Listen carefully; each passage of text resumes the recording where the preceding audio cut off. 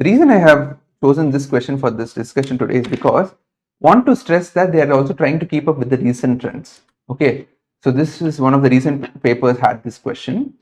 So whatever is going on, a little bit, recent advances in different subjects, it's better to know. I picked this one, completely out of the way, but many subjects also have some or the other question with the recent advanced topic in it, right? So COVID-19 it's a pandemic, it affected the whole world, so they expect you to know a little bit about it, if not everything in detail. Understood? So apart from affecting the lungs, causing hemostasis abnormalities, it also affected the eye, and the most common manifestation was follicular conjunctivitis. So at that time when they presented to us, we were not sure whether it's COVID-19 or not, so we had a separate outpatient department for treating patients with red eye. Okay, so follicular conjunctivitis is the right answer. Remember, COVID-19 infection can cause other things also.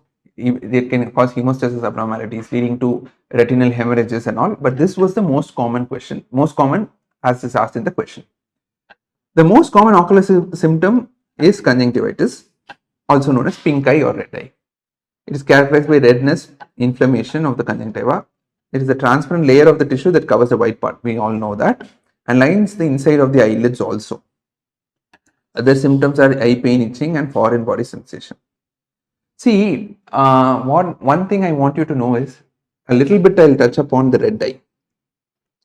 Red eye again is a very common thing that presents to our OPD, and red eye, remember, has to be dealt with utmost caution because it can range from a very trivial condition like conjunctivitis to a very difficult vision threatening condition like glaucoma. Okay, so one thing I want you to know is conjunctivitis, very often the vision is not drastically affected, whereas in glaucoma, unless it is open angle glaucoma, in case of angle closure glaucoma with sudden rise in IOP, angle closure, that is when they present with red eye. In open angle, they don't present with red eye. Okay, so there will be corneal edema leading to decrease in IOP, decrease in vision with raised IOP. So in cases of red eye, you have to ask for certain histories, like why am I saying this? Because in a clinical scenario as a question, they can give you this. Let us say there is matting of lashes. Okay, there is mucopurulent discharge or even watery discharge. So discharge of any sort, all of this. Okay, mucopurulent is more characteristic.